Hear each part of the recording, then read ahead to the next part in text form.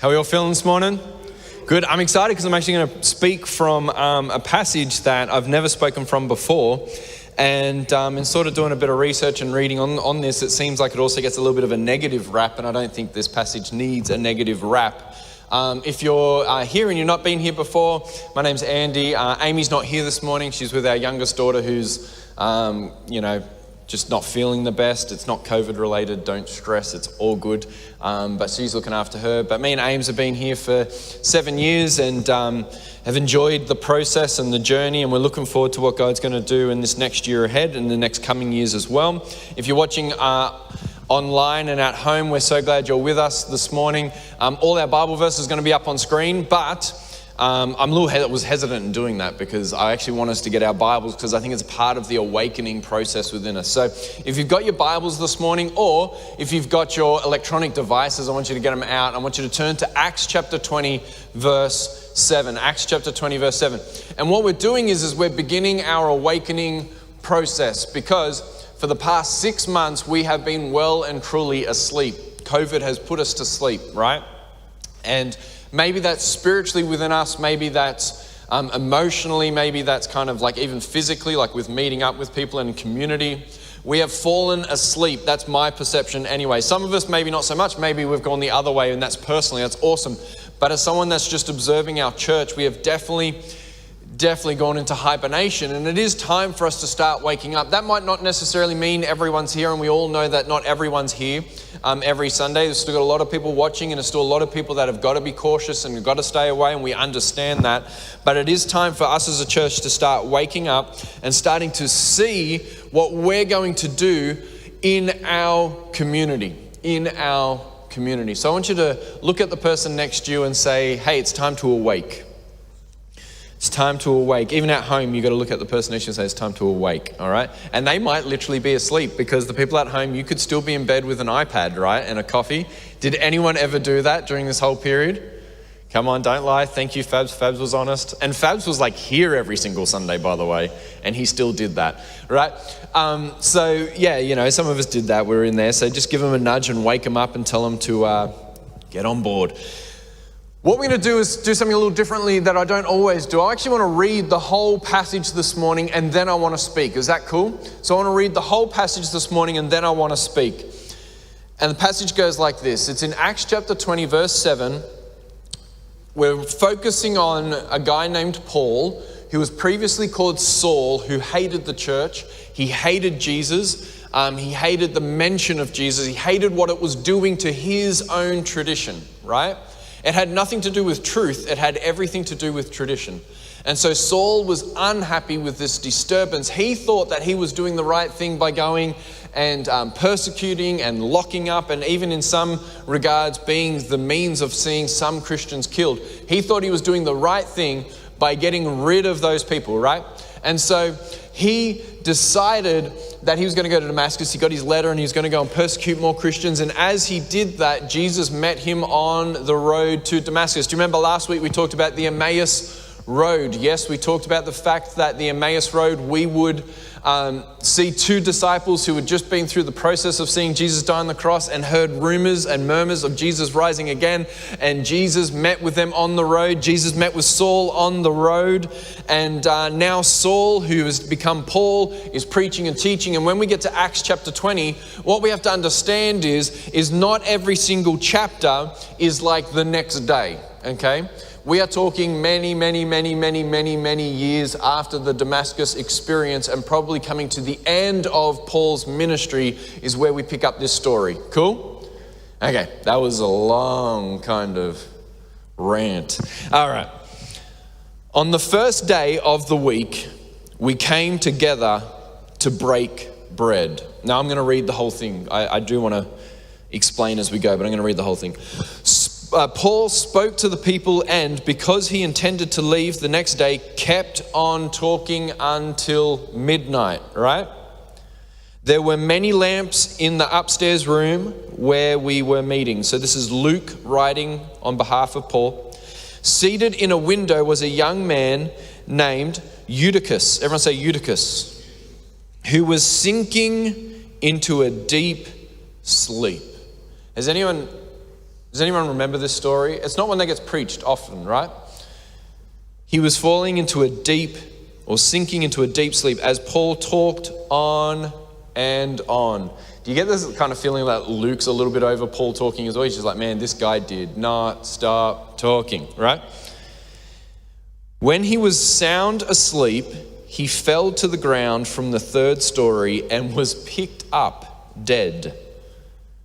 So this church service is not going well. You reckon sometimes we've got problems with playing a wrong video or a microphone not working. This guy's dead, okay?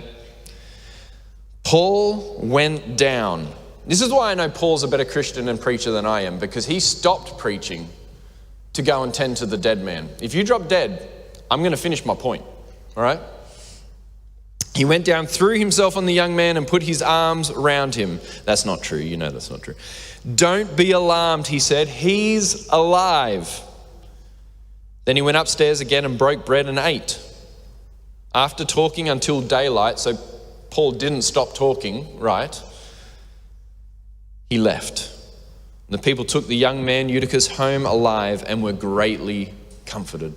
I just want to talk about this story, and I don't think I'm actually going to talk very long this morning, to be honest, because it's not a very long story, but it's going to kind of kick off the catalyst of what we're talking about over the next few weeks, which is talking about awakening.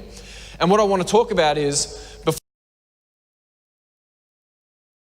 we come to the realization that we've fallen asleep. You've actually got to come to admittance. You've got to come to this point where you confess that, hey, I probably have kind of fallen asleep. Okay? So before we can have our awakening, before we can have our souls rise to meet God, we have to understand and embrace the fact that we quite possibly have fallen asleep. And sleep is such a weird thing for so many different people. The other night, I've been really tired lately, and the other night I was trying to watch the AFL game, Port Adelaide versus Richmond Tigers, and there was 7 minutes on the clock, right, till the end of the game. And I had it on my iPad, and Amy was next to me, and we're in our bed, and Amy's a night owl, she can stay up, but I had fallen in and out of sleep for that whole quarter, okay? And I said to myself, Amy said, do you want to get some sleep, turn the lights off, all that kind of stuff? And I said, yeah, we'll do that. I said, I just want to watch the last 9 minutes of this game, right? So I've got this and I'm concentrating and I'm like, come on, man, you can do 9 minutes. You can do 9 minutes. Has anyone ever said that to themselves when they're watching a movie and it's counting down? You're like, you can do 9 minutes. Fell asleep, woke up, 7 minutes. Oh, come on, you can do 7 minutes. You can do 7 minutes. Fell asleep, woke up, 3 minutes. Fell asleep, woke up, iPad light off, Amy was asleep, right? It's like I didn't know it was happening to me. I still thought I was in the game. I still thought I was watching it. I thought I was still observing and viewing and knowing everything that went on. I did not know what went on till the next day. I had to actually open up the app and work out who won the game because I had no idea. Sleeping is something that sometimes we have no idea that we're actually doing it, but everyone else around you says you're sleeping. You're sleeping.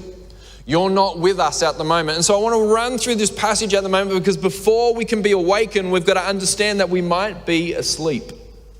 On the first day of the week, we came together to break bread. First day of the week. In the Bible, this is actually one of the first instances where they talk about Christians meeting on a Sunday, because traditionally they would meet on a Saturday. This is one of the first times we read that they met on a Sunday in the evening, because they still would have worked on a Sunday. Different times, different periods, all those kinds of things. Sunday was still considered a work day. So they met in the evening, and what did they do? On the first day of the week, we came together to break bread. Do you remember last week when the disciples' eyes were open? What moment was that? It was when Jesus broke the bread, when he had communion with them, when he had community with them. And so they got together to break bread. We need to start understanding as a church, in order for us to wake up, we're going to have to break some bread with some people, right? And you've said that. A lot of people have said that themselves, even in this room. I didn't know I needed church until I went to church and I saw other people, and it woke something in me. The breaking of bread, the breaking of bread. Paul spoke to the people and Paul spoke to the people, and because he intended to leave the next day, kept on talking until midnight. So he was only going to stay one night. He thought, I've got to try and get this all out in one hit. So he spoke until midnight, right? Turn to the person next to you and say, I'm glad we don't do night services. There were many lamps in the meeting.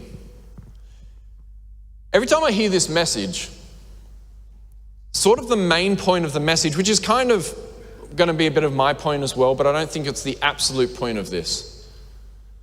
But a lot of the times when people reflect on this message, they kind of reflect negatively on Eutychus, as if it was his fault that he sat in the window, as if it was his problem that he sat in the window and fell asleep, as if it was his fault. And it's a negative message, and the point of the message is, don't ever fall asleep, because if you fall asleep, you will die, right? I see in Luke's writings, I see so many other circumstances that surrounded him falling asleep. The first one is this, that the preacher spoke on and on and on and on. And really, in all honesty, there's only so much we can really comprehend and take in, right? Whenever I hear a preacher get up and go, I've got 12 points today, I'm like, oh my gosh. Like, that's one for each month for me, right? Like, just give me one. I just need one today. And so Paul's going on. And you know, with Paul, it's not something like shallow. It's not like an Andy Lewis 101 message, right?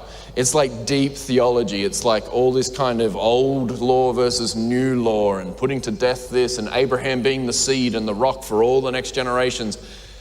Eutychus is a young guy. He's probably there because he liked a girl, right? And it was a free meal, right? Because that's how we get people through our doors at church. It's like a free barbecue or a free dinner. You guys all know this. You know the tricks of the trade, right? And so he's probably there for the food, for the ladies, and he thought he'd be cool and sit in the windowsill, right? Because there's always that youth member that was the cool one, okay? And the pastor is speaking and speaking and speaking and speaking. But then there's something else that's interesting here, and it's in verse 8. It says this. This stood out to me. Why would Luke write this? There were many lamps in the upstairs room where we were meeting. There were many lamps in the upstairs room where we were meeting. Here's why Luke writes this. Because anytime there is a heater on, or anytime there is fire on, someone is going to fall asleep in front of that fire, right? With me? And also, not just that, the gases that are burning in those things. Like, if we got those winter heaters out right now, people would just fall asleep in the church because it's warm and it's cozy and all these kinds of things. Eutychus is not he's not a victim of his own choices. Eutychus is a victim of circumstance and situations. That's why we shouldn't preach this message as if Eutychus is ill-disciplined. He could not stay awake during the word of the Lord. It's not anything like that. It's his circumstances and surroundings. It's the length of the message. It's the heat of the night. It's all these kinds of things. And he probably worked all that day and he has fallen asleep. Listen, this is the most important thing you could take away from this message this morning. Most important thing you could take away for those in the room, for those watching at home. Here is the most important takeaway from this message. This world is uniquely designed to put you to sleep. This world is constructed for you to sleep through your life. Because if you do not ask any questions, if you do not raise any circumstances or situations, if you do not raise your voice and speak out, if you do not say anything, if you do not fight for justice, if you do not fight for mercy, if you do not fight for love and for grace, you are considered a good, quiet citizen. And so look, listen, I'm not a COVID conspiracist on any level, and this is going to sound a little bit like that, but here's the thing. COVID is not a problem to our governments. They are controlling us. Think now, when you naturally go to a restaurant, the first thing you do is you get out your phone and you scan where you are. They are putting us to sleep. But they were doing this before COVID, by the way. Do you know, I got an app on my phone where I can have sport 24/7. It's called the KO app. Have you ever heard of this thing? It is amazing, by the way, and I am endorsing it right now. I can split my screen so I'm watching the AFL here and the soccer here. I can then split it 3 ways, and I can watch the MotoGP here, I can watch soccer here, and I can watch the AFL here. And I got to tell you, all that it is doing is putting me to sleep. Spiritually, emotionally, relationally. I was talking to someone before the service, and we're just talking about the school systems and the students that we have and what might be the problem. And the problem is that we're not saying no to phones at school. We're saying, no, you can't have that. And we're putting our students, our kids to sleep. If I want a quiet moment in my house, I just let everyone have iPad time for an hour. It puts us to sleep. Listen, our world is uniquely constructed and designed to put us to sleep. And it can be at no fault of our own, by the way, at sometimes. And that's no fault of Eutychus's in this moment either. It's just his surroundings has put him to sleep. And I'm trying to tell you, you can get caught up in sport. You can get caught up in the politics right now. You can get caught up in the news, in the gossip reels, celebrities, who's dating who's got whose baby and why they've got their baby and why they're adopting another one, what new movies coming out, what new TV shows coming out. Listen, Netflix, you could live on your iPad for 4 years with everything, all the content on Netflix alone. But I promise you don't even just have Netflix. You've got Netflix and Stan and something else and something else and something else, and you don't watch any of it. It's putting us to sleep. And I've got to tell you that this world likes that you're asleep. Because the most dangerous thing is not a person who dreams, but a person who dreams but then wakes up to live out that dream. That's a dangerous person. Dreaming is fine, but the world would love for you to continue dreaming. Continue in the what ifs of the world. Continue in, wouldn't it be better if it was like this? But as soon as you wake up, that makes a dangerous person. Someone that's willing to implement the things, someone that's willing to implement the change that's meant to happen, someone that's really meant to speak out for the voiceless and the downtrodden and the burdened. That's what this world fears the most. It doesn't fear the dreamer. It fears the dreamer who wakes up. This world, where we live right now, it is uniquely designed to put you to sleep. And when you start to get a little bored or you start to wake up and think there's something else in this world, guess what? There's a new TV show. There's new content. There's a new sporting event with a big trophy at the end that you could make yourself at a trophy place. But this one's special. And it's here to distract us, and it's here to pat us off to sleep. Does it matter about the clothes that we wear? Isn't there someone being exploited in another country who's making this clothing on the cheap and I'm paying top dollar for it? Shh, just go to sleep. Buy the new hat. Buy the new shoes. Are you sort of getting what I'm saying this morning? Like, I'm not saying that this is what's happened to Eutychus, but it is a great representation of what's happening to us. Out of no fault of our own, we allow the lamps and the fire to put us to sleep. Even when something's being preached to us, even when truth is being spoken, even when someone is probably preaching their heart out. I don't know what Paul was like, but his letters are explosive, so I gather he was kind of explosive too. This world would rather us just sleep. Sleep, eat, drink, spend money. Just go back to sleep again. Don't bring that up. Don't bring up how that's wrong. Don't bring up how don't rock the boat. Just be a good human and sleep. Just sleep. We shouldn't blame Eutychus for his surroundings, right?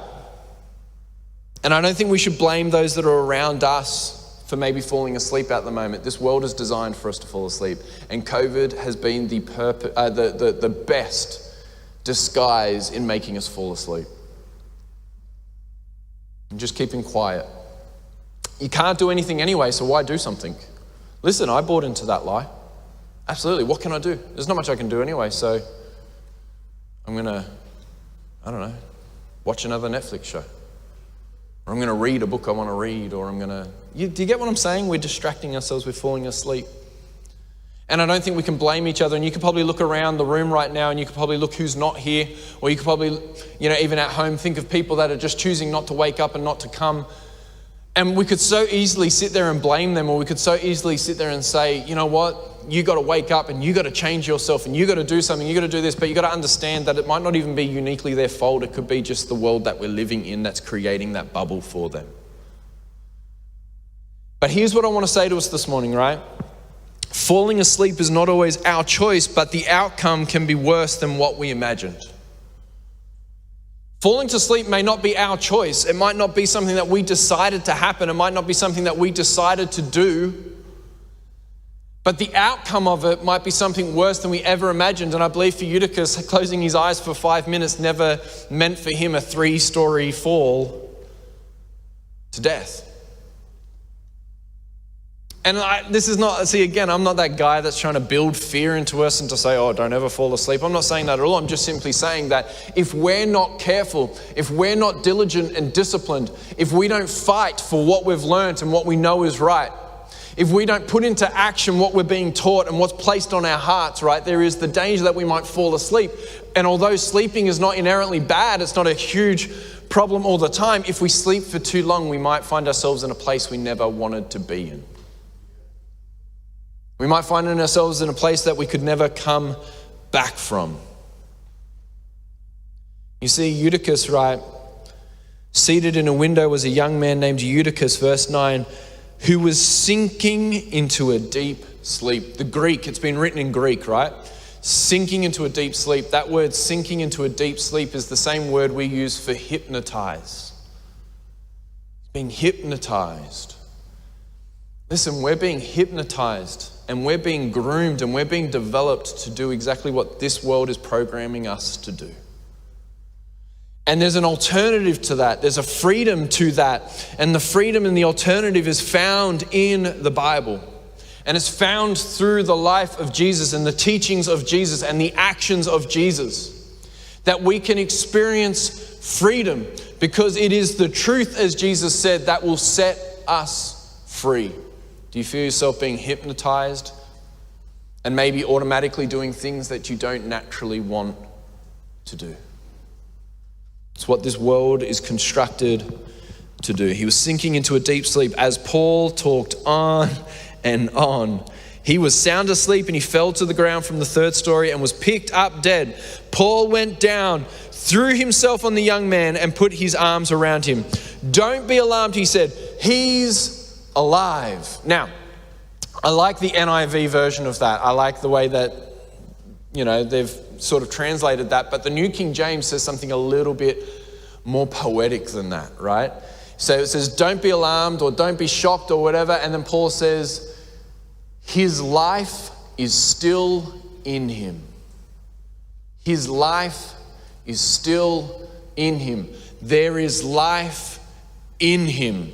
What Paul does here for us as the reader is he sort of moves himself into kind of like the image of who God is when we're sleeping.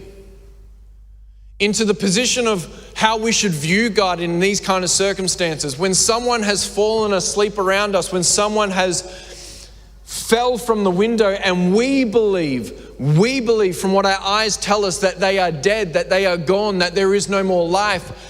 Paul, aka someone like God who is looking down, says, no, there's still life there. There's something alive in them. This is where we as a people, we need to hang on to our faith and our trust in God and say, no, there's still life in them. Paul comes down and he says, hey, don't be shocked, don't be afraid. I know he's probably dead in your eyes, but there's still life in him. His life is in him. You may have fallen asleep. Your surroundings might have caused you to go into sort of a hypnosis or a trance. Maybe you're using words like, well, what's the point? Is there any point? Every time we get the ball rolling with church, the numbers increase with the COVID testing and positives and all those kinds of things, and we could sit here all we want and say, well, what's the point? We could just go back to online again, but we've got to start saying, no, there's still life in here. And we've got to see how the church rises up even when the whole world wants to go to sleep. We've got to start moving forward and start declaring and saying into people's lives, there is life in you. And you know what? Maybe it starts with you this morning. Maybe you've got to look in the mirror and maybe you've got to start saying to yourself, there is life in me. There's something in me. God, I'm not done yet. Maybe you've got to say it to the person next to you this morning. Maybe you've got to say it to someone before they leave this place this morning. You're not done yet. There is life in you. There is life in you. He was picked up dead, and Paul went down, threw himself on the young man, put his arms around him. Don't be alarmed, he said, he's alive. Then he went upstairs again and broke bread and ate. The reason why they say ate there, the reason why they put ate on there is because they want you to know that this was a real thing. He was a real person. He was hungry. He ate food and consumed. He was alive. A ghost doesn't need to eat food. You with me? Then he went upstairs again and broke bread and they ate after talking until daylight. So Paul, not only was it like midnight, Paul then spoke for another 4 to 5 hours, right? He just got on with his day like this was normal. He just got on his day like this was just a regular thing. It would be like just, like someone threw up in church and we mopped it up and the pastor went on, well, this guy died and we healed him and we just went on. Isn't that an incredible kind of faith for us to have? Isn't that kind of like a unique, world-changing kind of faith that we should maybe start embracing?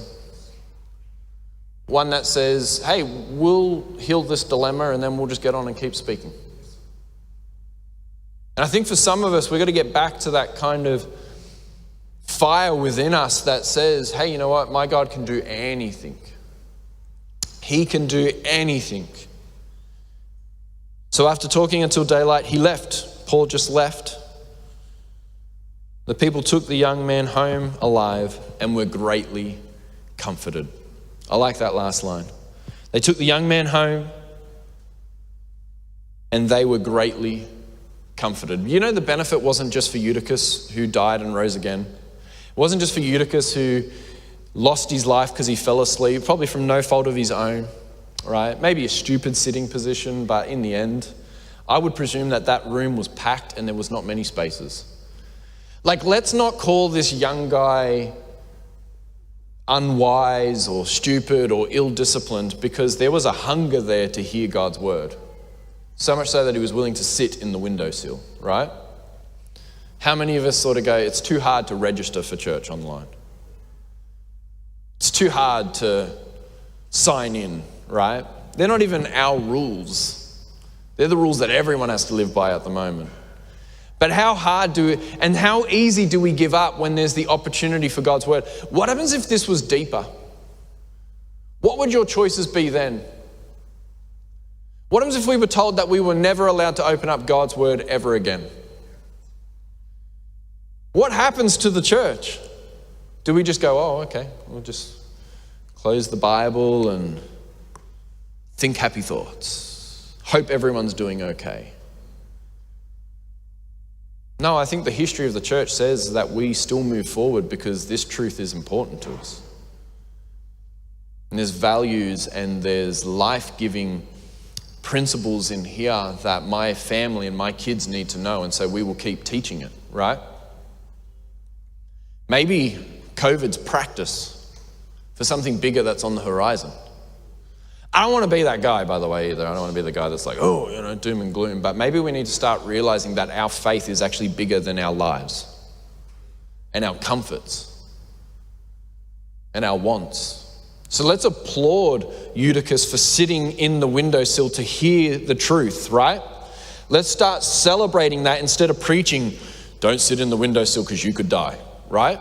Don't position yourself poorly, because sometimes you've got to position yourself poorly in order for God to come through strongly, right? And so he fell, he died, he rose again, and it wasn't just the impact on his life that changed probably him, but everyone was greatly comforted. It went throughout the church. We've got to stop thinking that this whole Christianity and this whole faith thing and this whole church thing has a surface level impact of me. We've got to start understanding that it is a flow out effect to everyone else around us, that your story counts and your words count, and the way you sing and the way you worship and the way you place your faith and what you say and what you read and what you do flows out to the rest of the church, and they'll either be greatly comforted or greatly discouraged, quietened, slowed down, restrained, restricted, held back.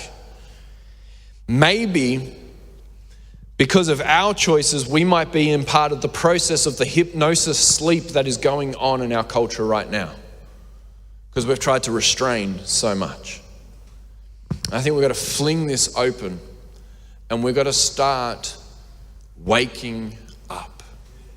You see, your waking up process can't happen until you fully decide that you were asleep, until you acknowledge that you have been asleep, until we acknowledge that, hey, I took 6 months off, mentally, emotionally, physically.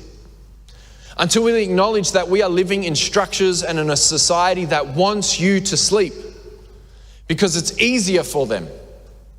It's happier for them. It's the path of least resistance. But Jesus and God did not put us on earth so that we would follow a path of least resistance, but that we would follow down the narrow and the hard path. And that we would speak truth. And that we would love in a world that doesn't want us to love. That we would show grace in a world that doesn't want us to show grace. That we would show mercy in a world that doesn't want us to show mercy. That we would live in a world, that we would show a world truth when they don't want to hear it. We've got to acknowledge that maybe we've been asleep. And you know what? For some of us, we've been asleep far longer than this last 6 months. We're just using that as an excuse. You know what the most common phrase right now? Every single conversation, then COVID happened. Well, I was meant to do this, but then COVID happened. I was meant to go there, but then COVID happened. I'm like, is this like a phrase now? We're all saying this, then COVID happened, right? COVID's still happening. And COVID's still going to happen for a long time, by the way. So we need to start waking up and seeing how the church, how we function while COVID's happening. It's time for us to wake up. And the truth is, you didn't fall asleep just because COVID happened. Maybe your sleeping and your hypnosis has been happening well beyond all of that. Maybe you've got to start making some hard choices. Maybe you've got to make some big decisions. Maybe it's no longer I'm going to listen to what I want to listen to, but I'm going to put on a podcast that wakes me up.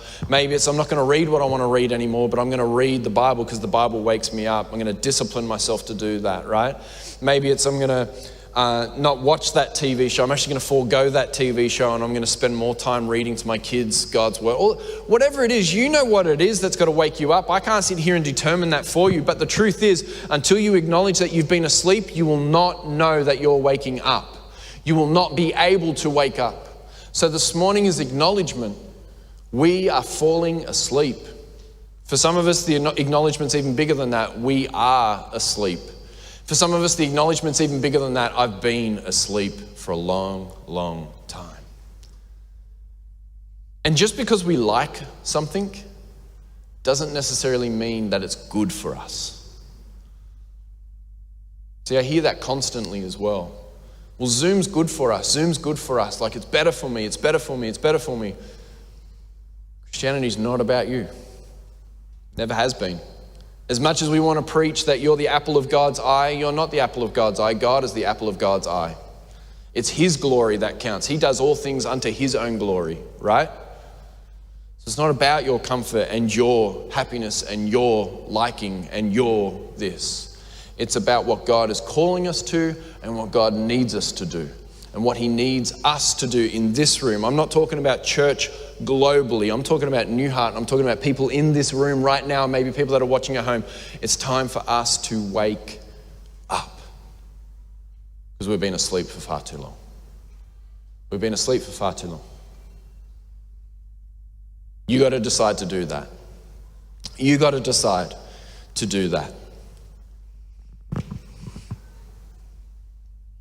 The people took the young man home alive and were greatly comforted. Who are you going to greatly comfort by your awakening? Who are you going to ring after this service and say, are you awake? Are you ready to go? Are we ready to do this?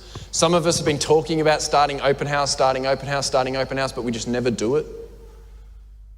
because the time's not right or it doesn't feel right. You know what? The time's never going to be right. You just got to decide to do it. Show up, wake up, be there. Whatever it is. Some of us, we've talked about starting family devotions at home and talking with our kids and praying with our kids more. But the time's just not right. The time's just not right. The time's not right. The time is never going to be right. But the time will be right when you choose to start. You got to make it right. Let's stop being asleep and let's wake up. Can I pray for you this morning? Why don't we all stand?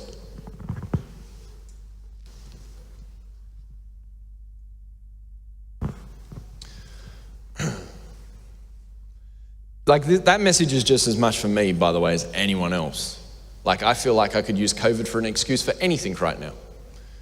But it's time for us to wake up. It's time for us to start seeing what God has for his church in this season right now. Because I don't think this season's going to end, by the way. I don't think the threads of this is ever going to leave us. I think there's going to be things that are going to be the same forever now. Do you get what I'm saying? Because it's like, without being the COVID conspirators right now, but there's too many good things for those that are in power that comes out of this. Does that make sense? Do you ever think they're really going to let that go? Like, truthfully, like I know I'm being cynical right now, but we don't really have governments that are doing the best things for the people. Do we? I mean, we've just experienced that in our own state, yeah? That surely things aren't being done for the betterment of the wider people. So us as a church, we've got to start deciding, hey, what are we going to do that is the betterment of the people? How are we going to stand up and make sure that the lost and the broken are loved and given the same opportunities? How are we as a church going to start seeking out those that are disconnected or not part of the body and bring them into the body? Like, we're going to have to start nailing this. And listen, it's not the guy with the mic. I mean, you can call me all you want and tell me where we're missing gaps, but the truth is I can't fill every gap. It takes a people to fill the gap. And it takes a people to say all of us will stand up and we'll give up something to do this. Let's wake up. So let me pray for you this morning. All eyes closed, all heads bowed. You can do this at home as well. You can recognize it through comment sections or stuff like that. We'll try our very best to engage and connect with you, but we do this every single service. If this morning you feel like, hey, I just need that prayer that says, you know, I need my soul to wake up. I need to wake up. I've been asleep. Maybe you're just acknowledging, yeah, I've been asleep, or I'm on the verge of going to sleep, or whatever it may be. Why don't you just raise your hand for this morning so I can just pray for you? All eyes closed, all heads are bowed. I just want to pray for you specifically this morning. If you're at home, obviously I can't see right now who might be saying that, but we can read it later in the comments and I'll be praying for you, all those kinds of things. Just acknowledge that might be where you're at this morning, and I just want to pray for you. God, right now, I pray for those that have got their hands raised. I pray for those right now who at home may be feeling the same, that they've got their hands raised. God, right now, I pray that we would not seem like we're punishing people for falling asleep, because we live in a world that is uniquely designed to make us sleep, to make us be quiet, to make us hold back, to make us not feel as if we can move forward and be alive. And I pray right now in this very moment that our hearts and within our souls, we would say, wake up. May my soul rise to meet you, God. May I see your face. May I see what you're doing, and may I be alive, like really alive. So God, in this room right now, I pray that there would be life, that there would be joy, that there would be hope, that there would be a future. And that, God, we would no longer use COVID as an excuse, or we would use anything that is seemingly a hard hurdle to jump over, that we would use that as an excuse not to begin something or to start something, but that we would just push forward and we would keep trying, that we would keep trying to serve you, that we would keep trying to bring you glory, that we'd keep trying to bring you to the masses so that people would hear that there is a God who loves them, There is a God who cares for them. There is a God who holds their very lives in their hands, who wants to set us truly free. So wake up. Wake up. All this we pray in your name. Amen.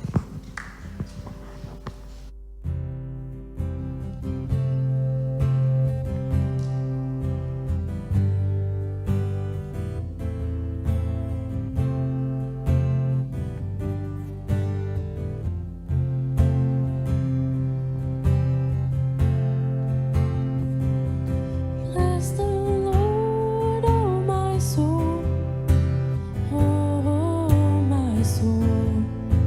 Worship His holy name. Sing like never before. Oh my soul, I worship Your holy name.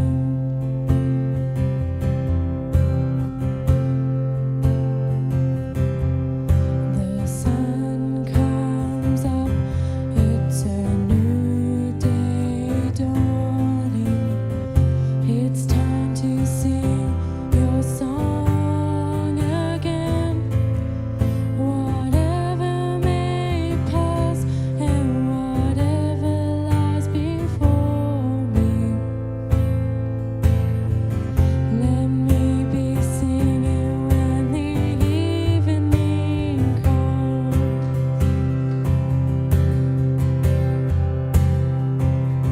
Bless the Lord, oh my soul, oh my soul. Worship His holy name. Sing like never before. Oh my soul, I worship Your holy name.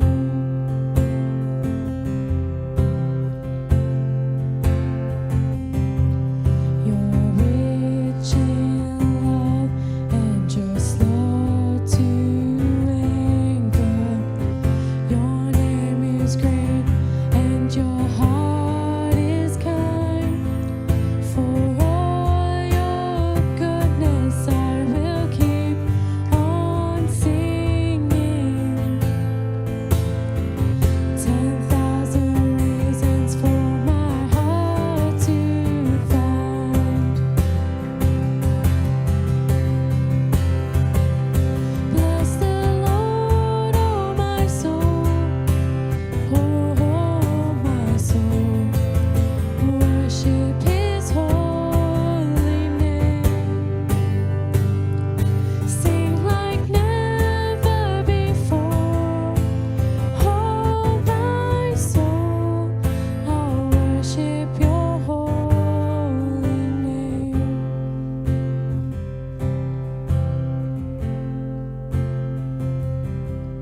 And on that day when my strength is failing, the angel's near and my time has come. Still my soul will sing Your praise unending. 10,000 years and then forevermore.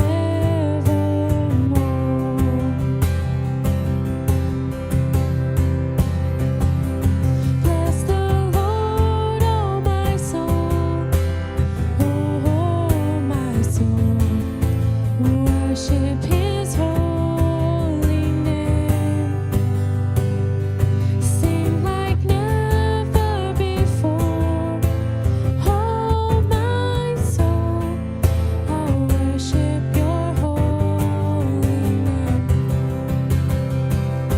Bless the Lord, oh my soul, oh my soul. Worship His holy name.